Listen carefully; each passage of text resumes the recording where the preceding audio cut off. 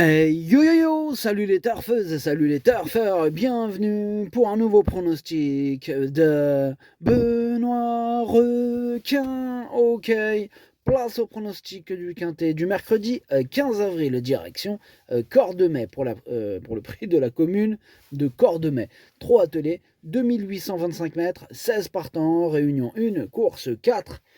Il y a un rendement de distance de 25 mètres à partir du numéro 9 et l'indice de confiance, c'est 3 sur 5. Petit retour sur le quintet de ce lundi. Dans mon pronostic, je vous ai donné le quartet dans le désordre. Et cette vidéo, je la tourne avant l'arrivée du quintet de ce mardi.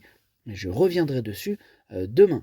Ok, c'est... Ah bah non, avant de commencer, petit message vital, attention. Si vous êtes nouveau et que vous n'avez jamais commencé à jouer, ne commencez pas. Gardez votre argent pour remplir le frigo et faire plaisir à vos proches. Ce message est bien sûr le même pour les habitués. Et pour ceux qui veulent rester quand même dans le combat, à disposition, vous avez le bouton rejoindre niveau 1 pour ma sélection écrite et niveau 2 pour ma stratégie. Tout ça, c'est directement en lien de la description. Enfin, ouais, c'est ça. Ou alors sur le commentaire épinglé.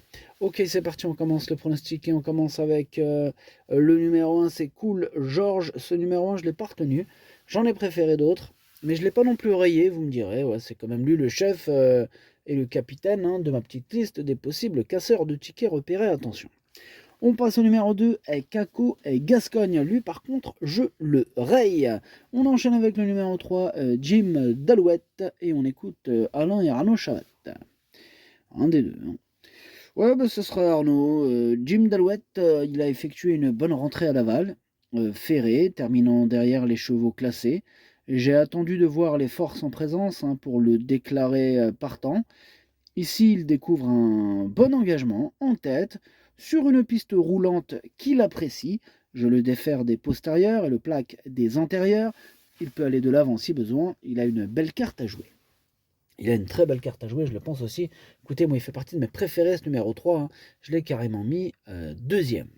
On enchaîne avec le numéro 4, Kilou Dimer. Et ce numéro 4, je ne l'ai pas retenu, mais il est en plein milieu de ma petite liste des possibles troubles faits. On enchaîne avec le numéro 5, Kraken Castellet. Et on écoute Hansen Eric Bondo. Kraken Castellet reste sur deux bonnes prestations à main droite. Bon, elle serait encore meilleure avec un déroulement de course favorable. Hein. Il évolue en bonne forme et découvre un bon engagement en tête.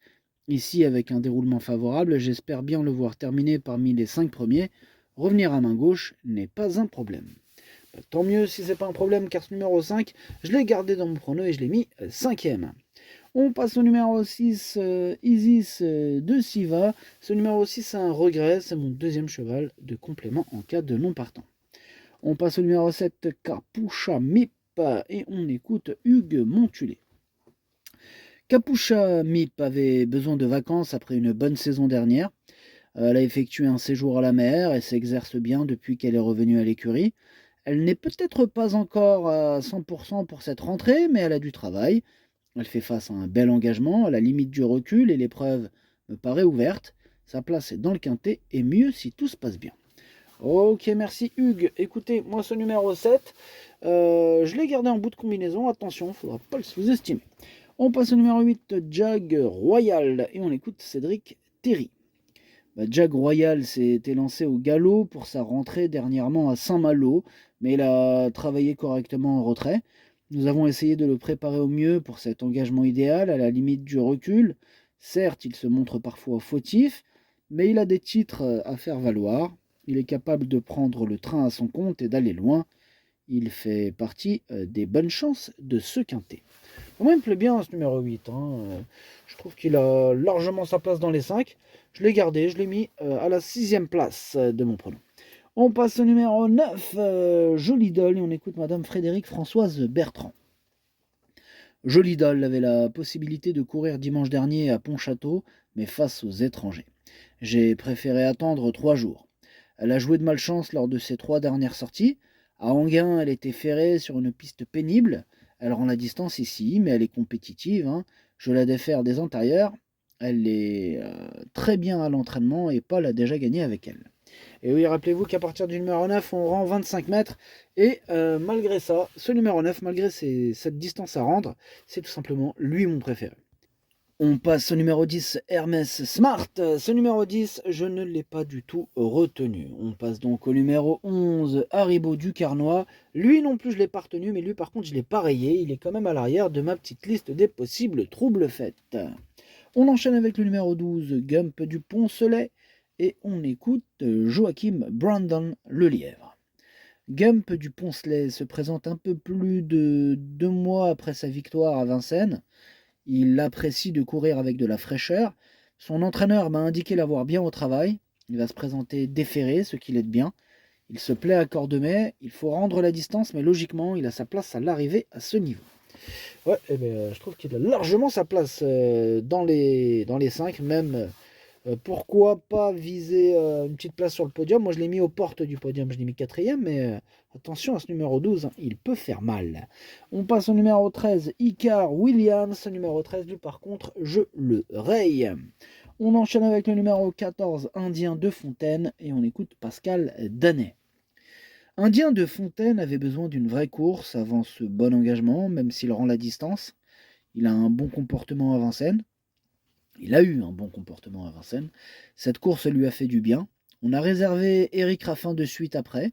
Il avait été arrêté volontairement cet hiver pour éviter un peu la grande piste de Vincennes. Il approche de son meilleur niveau et a un bon rôle à jouer. Ok, merci. Pascal Danet. Ouais, même en rendant 25 mètres, je pense qu'il peut en faire souffrir plus d'un sur sa route. Moi, je l'ai carrément mis 3ème. On passe au numéro 15, Iléo PRJ. Ce numéro 15, m'embête, c'est même celui qui m'embête le plus, c'est lui mon gros regret, c'est lui mon cheval de complément, 4 non partants, attention, possible cassage en vue. Et nous terminons avec le numéro 16, Gold d'Écroville. On écoute Bruno Marie. Gold d'Écroville ne doit pas être jugé sur sa prestation de Vincennes où il a été gêné. Il paraît être resté en bonne forme. Il a 10 ans, mais il est toujours compétitif. Les premières places seront difficiles à atteindre, d'autant que rendre la distance à Cordemais n'est pas évident, mais il peut accrocher une petite place. Ouais, c'est exactement le classement que je lui attribue dans mon prono, c'est une petite place. Il pourrait peut-être avoir une petite cote sympathique, ce numéro 16. Moi, je l'ai gardé en toute fin de combinaison, malgré les 25 mètres. Attention à ce numéro 16. Le pronostic, ça donne 9, 3, 14, 12, 5, 8, 7, 16. Merci d'avoir suivi cette vidéo. Merci à toutes celles et ceux qui mettent un pouce bleu. Merci du fond du cœur. À jouer avec modération. Bonne chance. Chopé!